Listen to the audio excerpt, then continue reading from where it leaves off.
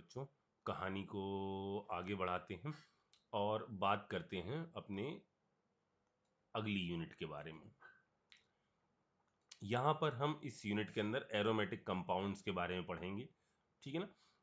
और उनसे उनमें होने वाली जो इम्पोर्टेंट रिएक्शन है, ये बहुत इम्पोर्टेंट पार्ट है ऑर्गेनिक का। इसमें आपने जो पहले पढ़ा है उन सब का भी यूज होगा, ठीक है।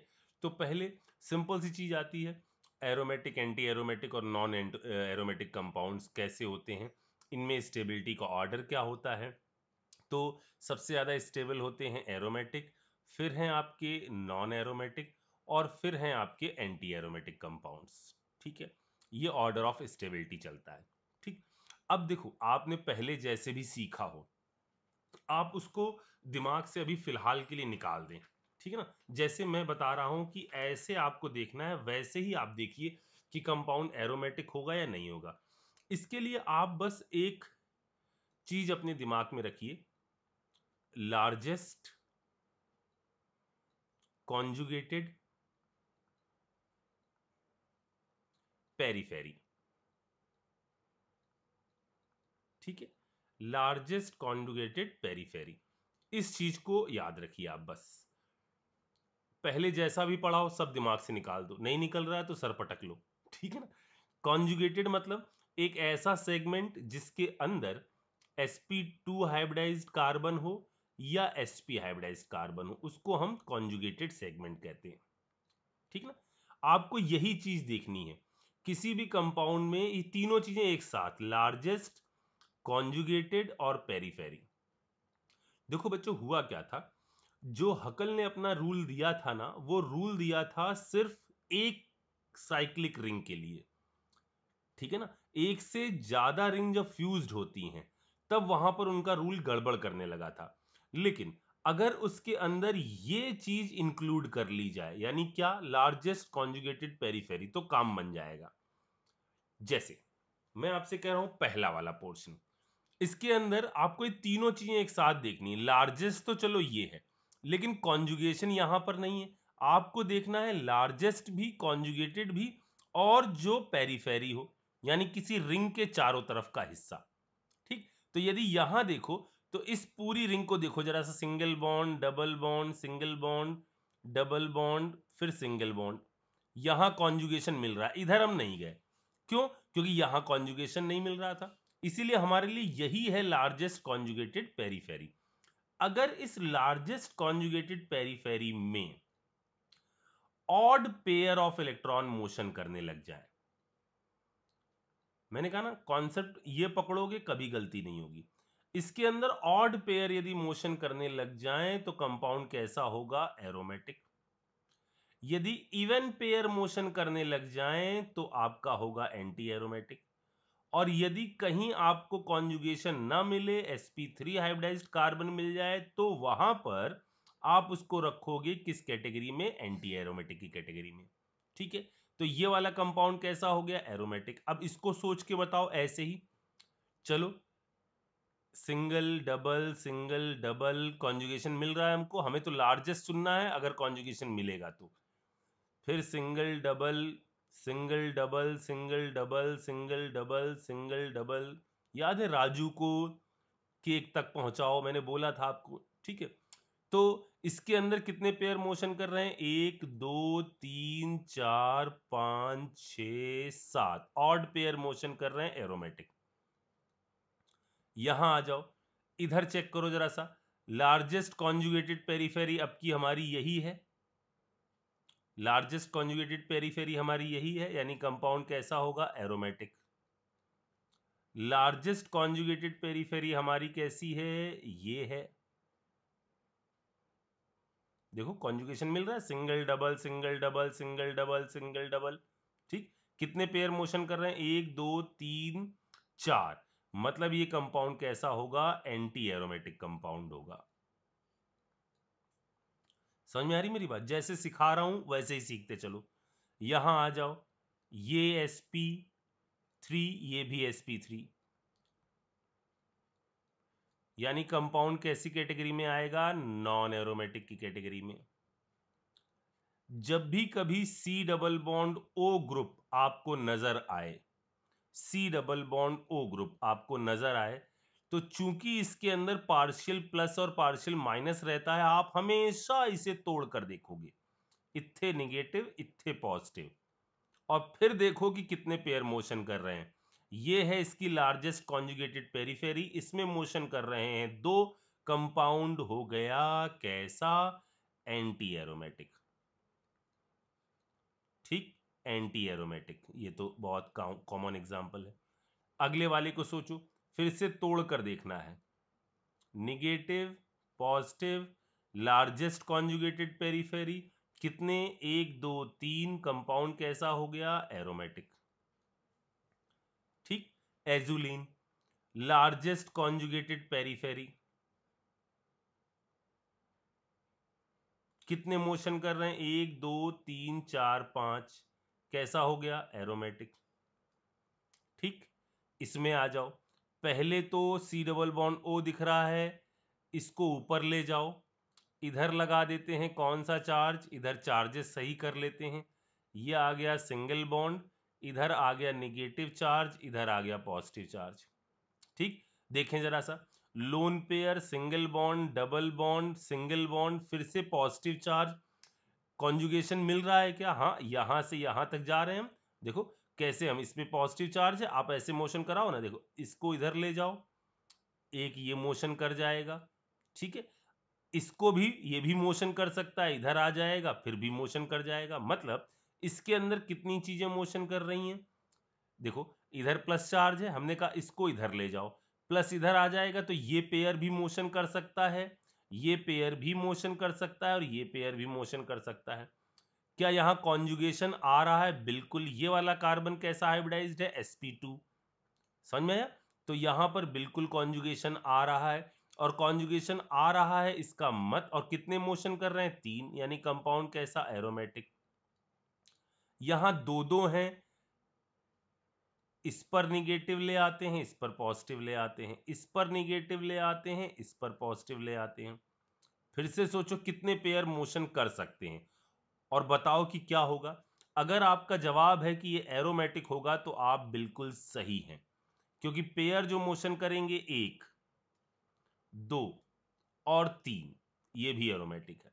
यहां आ जाओ, ये वाला कार्बन कैसा हाइब्रिडाइज्ड है, sp2 हाइब्रिडाइज्ड है, मतलब साइक्लिक भी है, प्लेनर भी है, और जो मोशन कर रहे हैं उनकी संख्या दो है, यानी कंपाउंड होगा एंटी एरोमेटिक। इधर आ जाइए, एक ये पेयर मोशन करेगा, जब भी कभी डबल बॉन्ड के बाजू में आपका कोई एटम क्यू लगा है, इस पर कोई पॉजिटिव चार्ज हो, कोई फ्री रेडिकल हो, कोई निगेटिव चार्ज हो, ये आउट ऑफ प्लेन चले जाते थे, बताया था हमने कि यहां वाला ये ऑर्बिटल है, ये ऑर्बिटल पाई बॉन्ड बना रहा है, तो वो ऑर्बिटल जिसमें प्लस चार्ज है वो इसके परपेंडिकुलर हो जाता है, जिस कारण से इसके अंदर रेजोनेंस ना के बराबर होता है, तो ये मोशन नहीं करने वाला। तो कितने पेयर मोशन करेंगे, एक दो तीन, कंपाउंड एरोमेटिक, कंपाउंड एक दो तीन, एटम पर दो भी होते हैं तो भी एक ही मोशन करता है, कंपाउंड एरोमेटिक।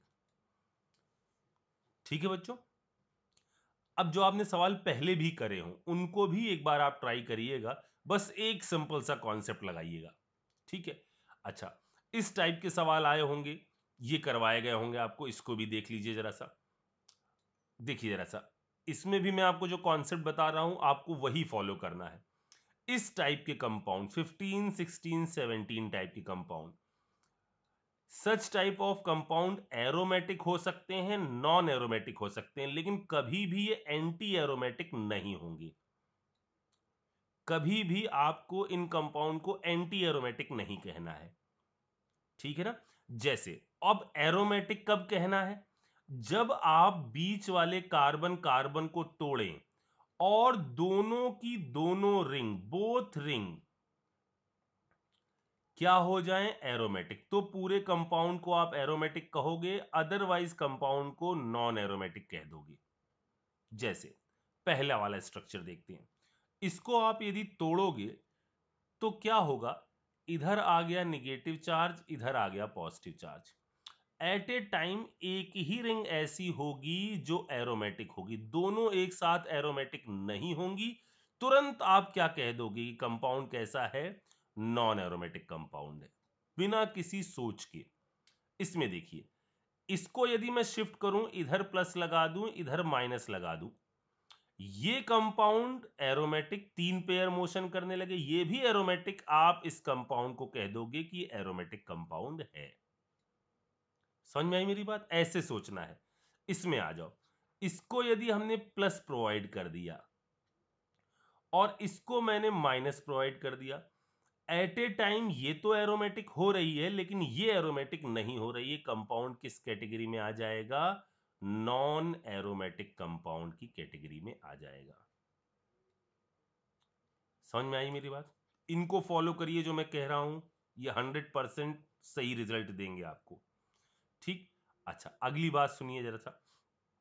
अगला मैंने नोट का एक पॉइंट लिखा हुआ है कि यदि बेंजीन है, एक बेंजीन है, दो बेंजीन है, तीन बेंजीन है, ठीक है, तो इनके अंदर एक टर्म होता है जिसको आप कहते हो रेजोनेंस एनर्जी। रेजोनेंस एनर्जी कैसे डिफाइंड होती है? अगर मैं एनर्जी और प्रोसेस के बीच का ग्राफ ड्रॉ करूं और आपके सामने ये मैंने दो स्ट्रक्चर बनाए, एक ये स्ट्रक्चर बनाया, एक ये स्ट्रक्चर बनाया, ठीक है, ये दोनों क्या है? ये आपका आरएस है, रेजोनेटिंग स्ट्रक्चर है। मेन स्ट्रक्चर क्या होगा? इनसे ज्यादा स्टेबल होगा, उसकी एनर्जी कैसी होगी? इनसे कम होगी। ये है मेन स्ट्रक्चर, ये डॉटेड वाला। मेन स्ट्रक्चर और रेजोनेटिंग स्ट्रक्चर के बीच की एनर्जी का डिफरेंस कहा जाता है रेजोनेंस एनर्जी। मतलब जिसमें रेजोनेंस एनर्जी ज्यादा बाहर निकलेगी वो कंपाउंड आपका ज्यादा स्टेबल होगा, जिसकी रेजोनेंस एनर्जी ज्यादा होगी उसमें ये नीचे लाई करेगा मेन स्ट्रक्चर, और ऐसे कंपाउंड्स ज्यादा स्टेबल होते हैं। तो यहां पर एक छोटा सा क्वेश्चन बनता है ऑब्जेक्टिव इस जगह पर, पूछा यह जाता है कि भाई जैसे जैसे बेंजीन रिंग बढ़ती है वैसे वैसे रेजोनेंस एनर्जी बढ़ती चली जाती है, क्या ये स्टेटमेंट ट्रू है? बिल्कुल ट्रू है। लेकिन वो अगली बात जो पूछते हैं उस पर ध्यान दीजिएगा। वो पूछते हैं जैसे जैसे बेंजीन बढ़ती जाती है पर बेंजीन रिंग, पर बेंजीन रिंग आपका रेजोनेंस एनर्जी पर क्या फर्क पड़ता है? तो देखो बच्चों, रेजोनेंस एनर्जी बढ़ती जा रही लेकिन पर बेंजीन रिंग की वैल्यूज ये सब किलो कैलोरी पर मोल में है। पर बेंजीन रेजोनेंस एनर्जी क्या करती जाती है? डिक्रीज करती जाती है। तो इधर से इधर आने पर रेजोनेंस एनर्जी पर बेंजीन रिंग ये क्या कर जाती है? ये डिक्रीज होती जाती है। ये चीज आपको ध्यान रखनी होगी। समझ में आई मेरी बात? अच्छा, अगला यहां पर फिर से नोट का हमने दूसरा पॉइंट लिखा। ये मैंने कुछ स्ट्रक्चर्स की रेजोनेंस एनर्जी लिखी है, इसको आप ध्यान रखिएगा, खास तौर से पहला, दूसरा और तीसरा, इनको तो जरूर आप इनकी रेजोनेंस एनर्जी को ध्यान रखिएगा, ये आगे जरूरत पड़ेगी। ठीक है, एलोट्रोप्स ऑफ कार्बन के बारे में यहां बात करी, 3 फॉर्म में एग्जिस्ट करता है। ये दोनों आपका एरोमेटिक नेचर के होते हैं। ग्रेफाइट और फुलरीन जो होते हैं वो एरोमेटिक नेचर के होते हैं, और डायमंड आपका sp3 आयोडाइज्ड होने के कारण नॉन एरोमेटिक नेचर का होता है। ये भी एक इंफॉर्मेटिव चीज मैंने यहां बताई आपको। उसके बाद आप ये क्वेश्चन ट्राई करिए, फिर हम आगे बढ़ेंगे। अब आगे बढ़ने से पहले मैं यहां पर एक नोट और लिखना चाह रहा हूं, मुझे लग रहा है कि एक नोट और लिख दूं मैं यहां पर। नोट में फिर से मैं कुछ पॉइंट बोल रहा हूं, हालांकि बोले हैं लेकिन एरोमेटिक की स्टार्टिंग में भी बोल देना ज्यादा सही रहेगा, कि यदि फिनॉल है, फिनॉल पर आप जिंक डस्ट की रिएक्शन करा दे तो उससे बेंजीन बन जाता है। एक ये रिएक्शन, ये पढ़ी है आपने। दूसरी एक रिएक्शन जिसके अंदर 3 मॉलिक्यूल यदि हम एसिटिक एसिड के ले लें और उसको रेड हॉट आयरन ट्यूब के ऊपर से पास करें तो ये भी आपका बेंजीन बना देती है। ये दो रिएक्शन नोट में जो हमने लिखी वो पढ़ी हुई है आपकी। तीसरी रिएक्शन के बारे में यहां थोड़ा बोलूंगा, डीकार्बोक्सिलेशन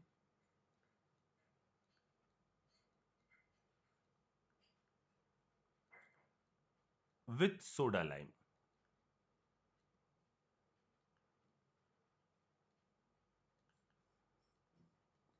ये इतनी नामी गिरामी नहीं है, लेकिन एक आध स्टेप में इसका यूज हो जाता है जब भी कभी एसिड वैसिड बनता है। सोडा लाइम इस रिएक्शन में हम जो लेते हैं वो लेते हैं NaOH और CaO का कॉम्बिनेशन। ठीक है, रिएक्शन जैसे कि नाम सजेस्ट कर रहा है डीकार्बोक्सिलेशन, मतलब क्या है, एलिमिनेशन होना है CO2 का, ये तो हमको पता है। ठीक है, लेकिन अब वो एलिमिनेशन कब होना है, जब आपने NaOH और CO के कॉम्बिनेशन के साथ रिएक्शन कराई है। कैसे, क्या बनेगा जरा देखते हैं। C double bond O OH एक एसिड ले लिया, इसकी रिएक्शन आपने NaOH से कराई, यहां पर मिला रखा है हमने CaO। ठीक है, ये दोनों ने आपस में रिएक्शन करी और इसका प्रोडक्ट जो बनता है, इस रिएक्शन का प्रोडक्ट वो बनता है एक एल्केन, प्लस फॉर्मेशन होता है इस रिएक्शन के अंदर CaCO3 का, ये चीज फॉर्म होती है।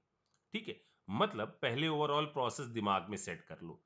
हो क्या रहा है, NaOH और CaO के कॉम्बिनेशन से यहां हुआ क्या, नाम जैसा सजेस्ट कर रहा है डीकार्बोक्सिलेशन, मतलब क्या हुआ, ये चीज खत्म हो गई है, ये आकर इससे जुड़ गया है। सिंपल सा इतनी चीज हुई है इस रिएक्शन के अंदर। ठीक है, हालांकि चलो मैं थोड़ी सी स्टेप पर भी बोल देता हूं, यहां पर देखो कैसे होती है इसकी स्टेप, इस पर भी बोल देता हूं। जैसे R C double bond O OH plus NaOH, पहले हुई एसिड बेस रिएक्शन, क्या बन गया आपका, R C double bond O minus Na plus, salt बन गया। एसिड बेस रिएक्शन करके एक बना दिया इन्होंने सॉल्ट, प्लस बना दिया सॉल्वेंट जो कि यहां पानी है। ठीक है, पहली स्टेप में ये हो गया। स्टेप 2 में जरा देखो क्या होता है। स्टेप 2 में यहां ये जो चीज है R C double bond O minus, ये चीज यहां पर रेजोनेंस करने का प्रयास करती है, इधर रेजोनेंस होने की कोशिश होती है, ये निगेटिव जैसे ही इधर जंप लेता है यहां फॉर्मेशन हो जाता है R माइनस का। और क्या चीज, ये इधर शिफ्ट हुआ, ये बॉन्ड इधर से ब्रेक कर जाता है, R हट जाता है किस फॉर्म में, R माइनस की फॉर्म में। क्या चीज हो गया, इधर बन गई CO2, ये CO2 है और ये R माइनस है। ठीक है, अब देखो R माइनस बना ना, तो इसको बिल्कुल वैसे ही सोचो जैसे आपने पहले ग्रेनाड पूरा पढ़ रखा है, क्योंकि देखो R माइनस बना, R माइनस और Na प्लस, ये यही चीज बन गई, एक ऑर्गेनोमेटेलिक कंपाउंड बन गया। ये चीज क्या बन गई, एक ऑर्गेनोमेटेलिक कंपाउंड बन गया, इस पर आ गया निगेटिव, इस पर आ गया पॉजिटिव। अब ये जो RNA बना है, यानी जो ऑर्गेनोमेटेलिक कंपाउंड बना है, ये बहुत कुछ कर सकता है। उन बहुत कुछ में कई सारी चीजें शामिल हैं। एक तो कार्बन पर निगेटिव चार्ज है। ठीक है, ग्रिग्नार्ड की तरह ये एसिड बेस रिएक्शन शो कर सकता है।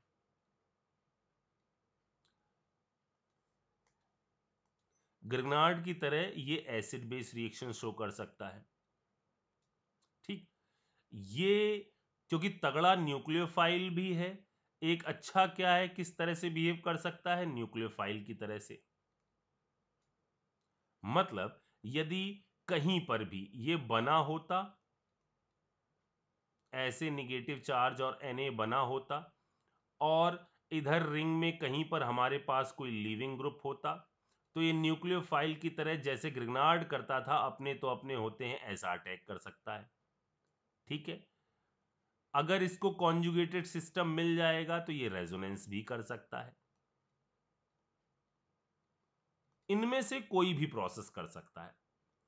अब देखिए यहां ये भी कर सकता था कि खुद बना है और सामने CO2 है, और हम सब जानते हैं कि ग्रेनाड CO2 पर अटैक कर देता था। याद करो, पुराने समय में चलते हैं। ग्रेनाड RMGX का R माइनस CO2 पर अटैक कर देगा।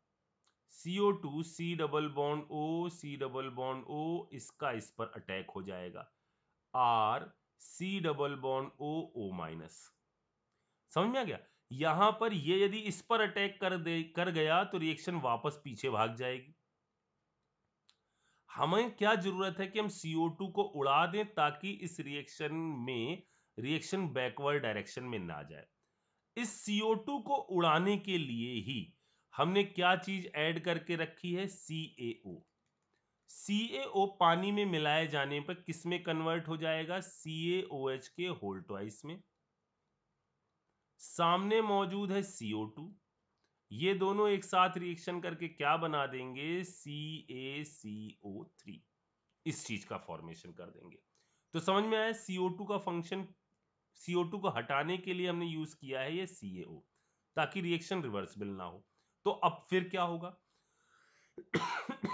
अब होगा ये कि यहां यदि इनमें से कुछ ना कर पाए, न्यूक्लियोफाइल की तरह वर्क ना कर पाए, रेजोनेंस भी ना कर पाए, तो वो प्रेफर कर देगा कि आप कुछ नहीं हो रहा है तो चलो एसिड बेस रिएक्शन ही करते हैं क्योंकि पानी यहां मौजूद है।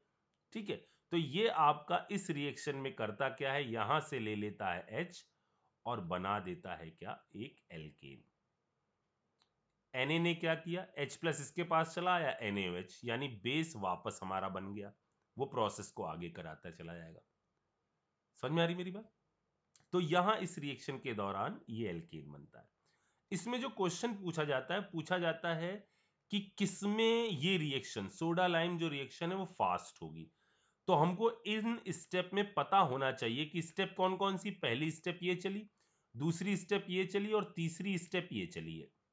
यहां से इसमें कन्वर्जन, इन सब में ये स्टेप जो है, यानी ये दूसरी स्टेप जिसके अंदर जनरेशन हो रहा है कार्ब एनायन का, इस कार्ब एनायन का फॉर्मेशन ही क्या है? RDS of reaction. यही है आरडीएस, मतलब कार्ब एनायन बच्चों जितना ज्यादा स्टेबल होगा, अब तो ये चीज समझ में आती है कि जितना ज्यादा कार्ब एनायन स्टेबल होगा उतना बैकवर्ड नहीं होगी, उतनी फॉरवर्ड ज्यादा होगी, और रेट जो है वो रिएक्शन का कैसा हो जाएगा? ज्यादा हो जाएगा।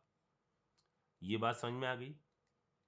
ठीक है, अब एक काम करिए आप, बस इतने अभी इसमें सारी इंटरेस्टिंग चीज अब अगले एपिसोड से चालू होंगी।